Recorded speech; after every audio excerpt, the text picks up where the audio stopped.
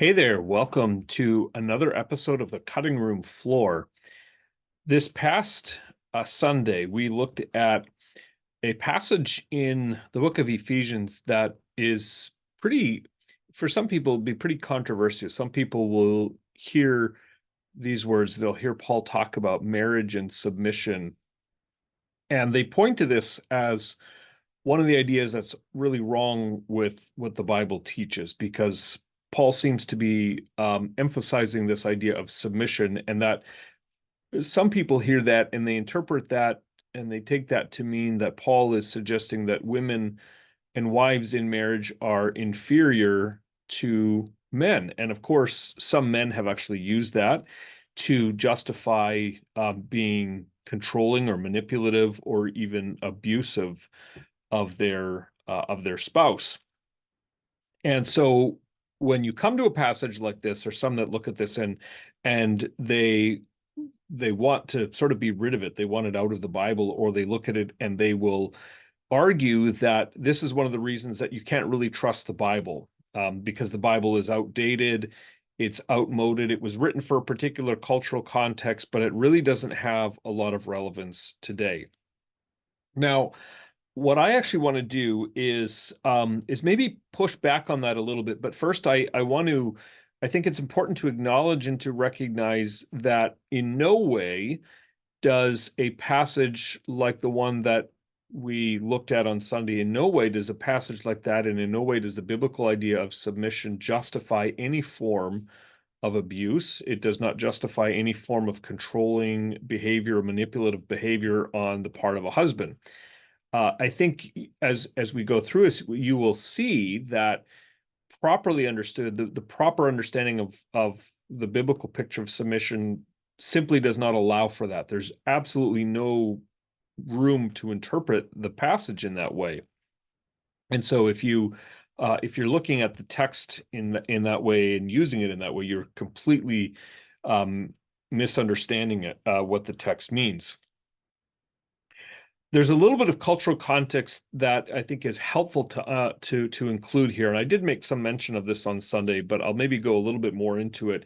In first century Greece, uh, it was commonly understood that husbands did not have a lot of responsibility to their wives.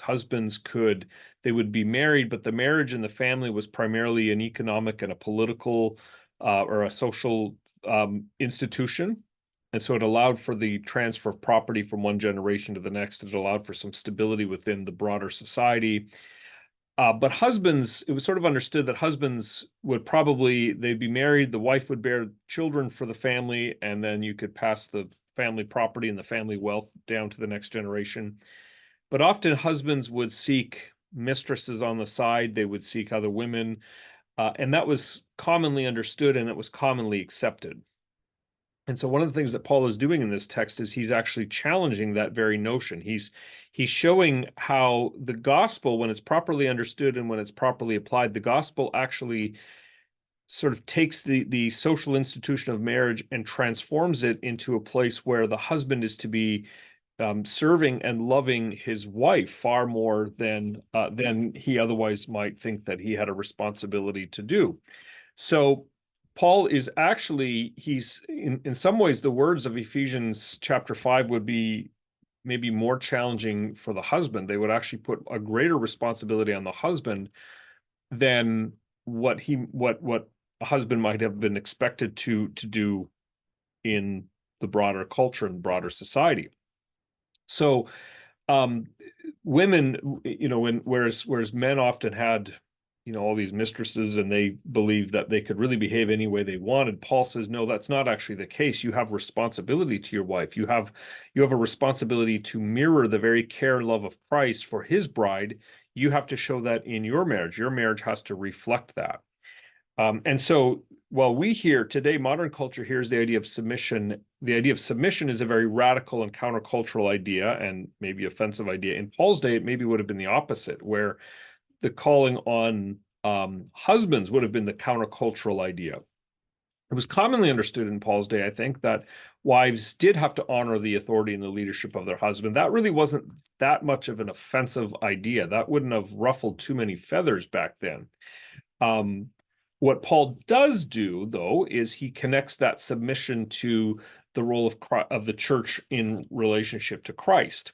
So he's showing that the submission actually points to something something transcendent. There's something bigger going on here.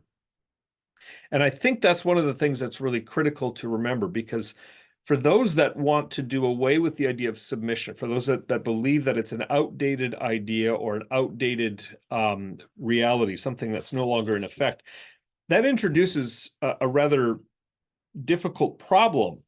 You're trying to, because what a person is trying to do, you're really trying to make the text less offensive. You're trying to make it sort of more relevant. But when you remove the idea of submission and you say that really doesn't apply anymore, then you suddenly have severely damaged the bigger picture that Paul is painting here, and that is that relationship between Christ and the church. In other words, if you say that submission within marriage is outdated, then what do you do with the idea that Paul is saying that the church is to submit to Christ? Does that suddenly disappear? Are you trying to do away with the idea that the church must submit to Christ?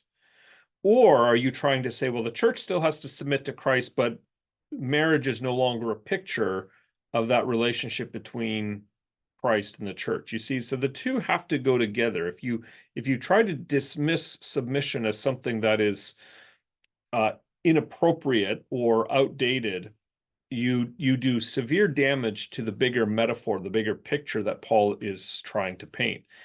And so we can't really do that. We don't really want to do that. Now the answer then is actually not, well, it's not do away with submission, and it's not hold on to submission and make sure that it means that the husband can do whatever he says.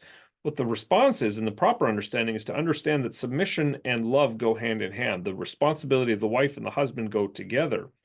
And a husband is called to be sacrificial and servant-hearted and loving towards his bride. He's called to lay down his very life for her. I suspect that if more marriages were like that, if Christian marriages really reflect a husband who was sacrificial and loving, giving of himself, then the world would see something that's far more attractive. And submission would, I think, be less of a difficult idea for us. I think we'd be more willing and ready to at least be curious about and maybe practice submission if we saw it in that bigger context of husbands also loving their wives. Well, that's it for this episode of the Cutting Room Floor. Thanks for watching. Don't forget to like and subscribe, and we will see you next time on the Cutting Room Floor.